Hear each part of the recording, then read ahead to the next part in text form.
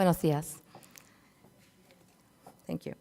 So for those that know me, when Dr. Kahana said I had 15 minutes, it really put me into a sweat because I like to talk about what we do because it's very exciting to me, and I like to share the excitement with the crowd. But the best thing, and this is a very smart man here, is that he put me behind Dr. Scarborough, Sherwin-Williams, because it sets the platform for what I'm going to talk about today. And so what I do is everything other than manufacture. And so my world is to help the Sherwin-Williams of the world get their product anywhere in the world in the most efficient way.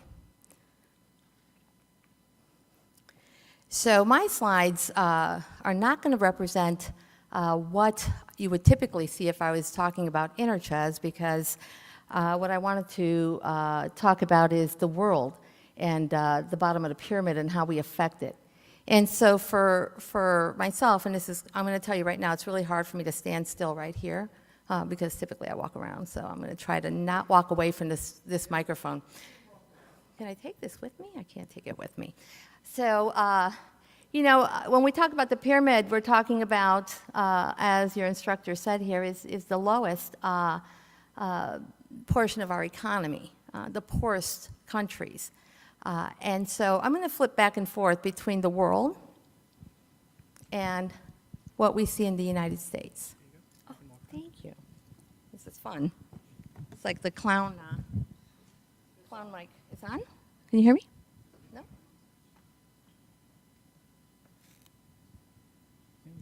Okay. Can you hear me? There you go. It's like a commercial.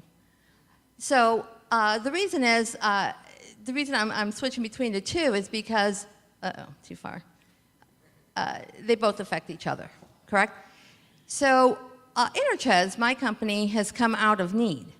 And when we're talking about innovation, we talk about creating something out of need. And so the most important thing to do is always keep your ear to the ground, take a look at what's happening and how it affects you. So growing up, I grew up to first-generation Puerto Rican family near West Side of Cleveland. And as I was listening to the presentation of Sherwin-Williams, I was thinking to myself, how would my mother make that Spanish? Because she had the art of making any word Spanish. So like Tylenol was Tylenol. You know? And so it was always a game. And so I take my past with me in everything I do. And so when I talk about innovating and how I do my work today and what we do to grow, I think about growing up and how the world affected me in a Hispanic household and working in an economy that was pretty much, I was at the bottom half of. But how did we make our way?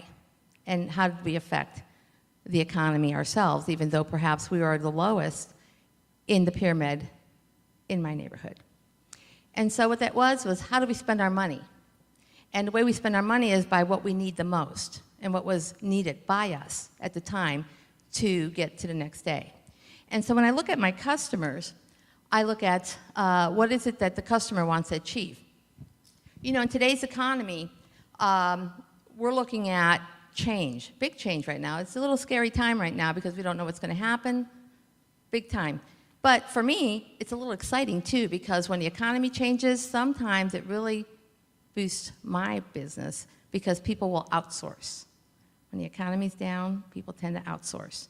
And I'm a company that they outsource to because I'm a 3PL, a third-party logistics provider. And so I manage the process of the supply chain for them outside of manufacturing. But one of the things that sets me apart from a lot of other logistics companies is that, remember, I spoke Spanish first. So to me, language is very important.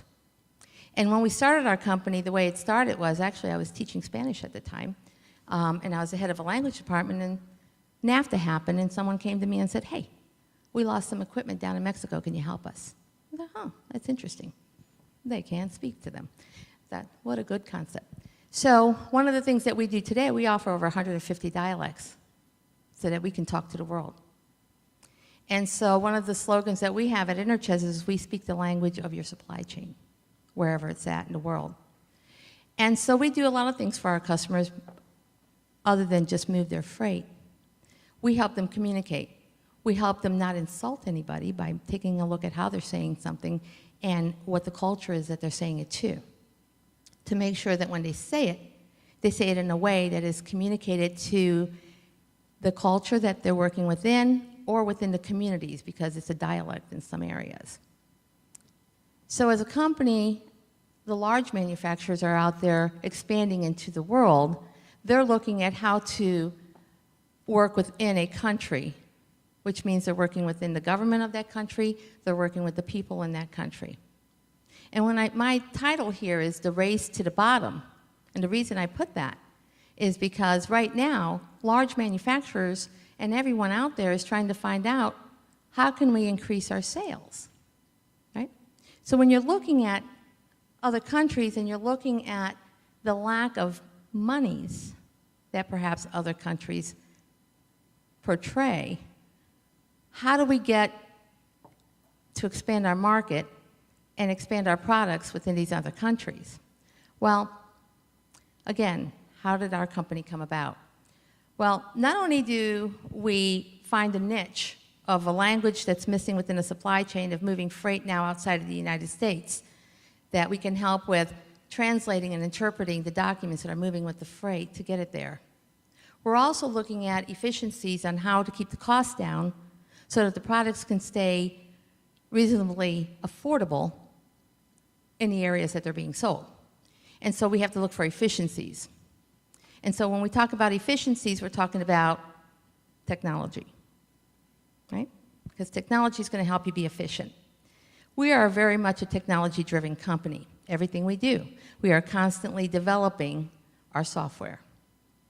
Our translation software, as far as not the language itself, because we have interpreters for the culture, but the efficiencies of capturing words for our customers so that we know what the dialect is. So it's always the same. So we can translate their documents, and it always looks the same no matter where it goes, and it helps them be efficient. But the freight, we have our software that helps capture their information. We can bring it in directly from the supply chain. We know more about their product than they do sometimes. We can tell them if something has changed within their supply chain because how their information is coming into our systems that we continue to develop. We can show them at any time where their freight is and what time it's going to arrive. But not only that, we can also tell them that something has changed within their supply chain because now the product that we're picking up perhaps has increased, decreased. It's not there for us to pick up. What happened? Did something happen in the supply chain? Is your supplier not supplying it? Did you change something? Our goal is to keep it from being an expedite. So if we tell them something has changed ahead of time, it's going to save them money so that they know how to plan so they don't run out of material. I operate within the automotive industry, which is, you guys all know, it's just in time. God forbid you stop that line. So we need to make sure that everything is moving at all times, in sequence, as it comes from all over the world. You can buy a car that we have moved the door panel from Mexico up to Canada, back to the line, to meet the car, the rest of the car, as it goes down the line, that happened to be ordered in a specific color, just in time. And in order to do that, you have to depend on software that's going to track every single piece of that car as it moves to meet in time. And so for us, it's a constant. Where do I put my money? In my development of my software, because that's what's going to keep me efficient. I operate very lean. Under my roof, in the building that sits off of Route 8, there's 3 companies operating with 40 people. And that's because we can be efficient due to our technology that we continue to develop. We develop software for the warehouse so that we can have very few people in a warehouse but know where every piece of product that's in that warehouse is when it moves from that warehouse, when it gets on that truck, as it moves across the United States till it arrives, till it gets off, and what's in that box. So that at any time, when our customer wants to know where something's at, if it gets lost on a cross-dock, we know where it's at. Because we're a 3PL and we don't own the trucks. So we have to be responsible where the freight is, no matter what truck we put it on.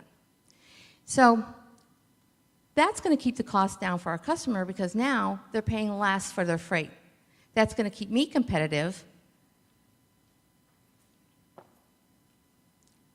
with the other small businesses that I compete with that are minority businesses. And the reason I go to this slide is because I'm considered a minority business. I'm a woman-owned business.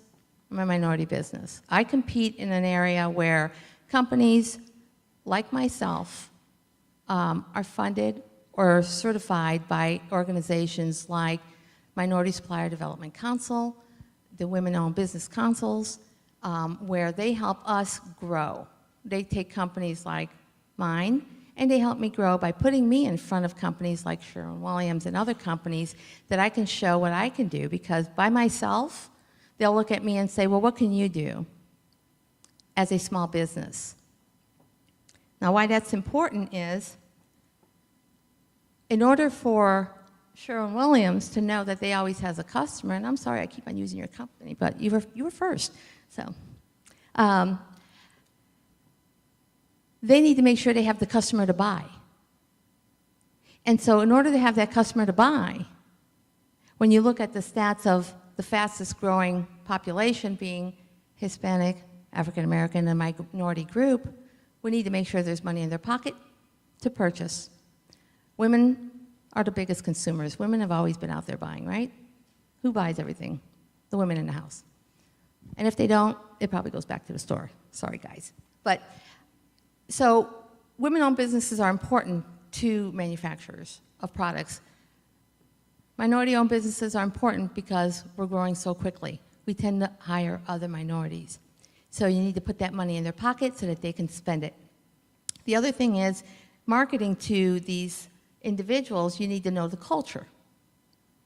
And so when you're marketing to the culture, if you watch commercials today, they're changing a little bit, because they want to make sure that they're attracting the culture. What attracts that culture? Is it bright colors? Is it familiar, right? You know, like, for example, Hispanics, we tend to be very familiar. We like families, so the commercials tend to market towards families.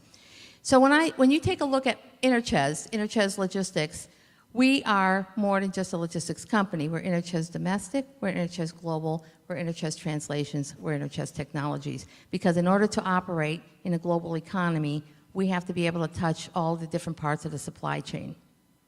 And what that does for the manufacturer is that they're then able to take their dollars and put it in their research and grow their business and do more with the focus on the product, and allow companies like ours then to take care of the rest of the supply chain and keep that cost down. And the word is 3%. You know, every year, instead of me raising my price 3%, customers come back and say, lower your cost 3%. And so that doesn't mean that the freight comes down anymore. It means that you have to develop your technology a little bit better to reduce your cost of operation so that you can find better savings to pass on to your customer so they can pass on to their customer so that they can continue to increase their sales. I'm going to go the wrong way. And be able to sell to the rest of the world. You know, today I'm opening offices in other countries. I'm asked to open offices in Mexico. I'm asked to open offices in Puerto Rico. And the reason is because that's a new economy. Those are new customers. And for me to be in these areas, because I deal with a lot of automotive, be able to move the freight and continue to bring the cost down and continue to deal with the customers that I deal with today and help them be efficient as that freight moves, but then yet hire within that country to put money in their pocket so that they can buy our products in other parts of the world. So that then the monies come back into the United States and help our economy grow. And so that's what we do to innovate and to continue to stimulate the economy here and across the world. But thank you very much. I didn't get the light bulb, but I did get the 2-minute, so thank you.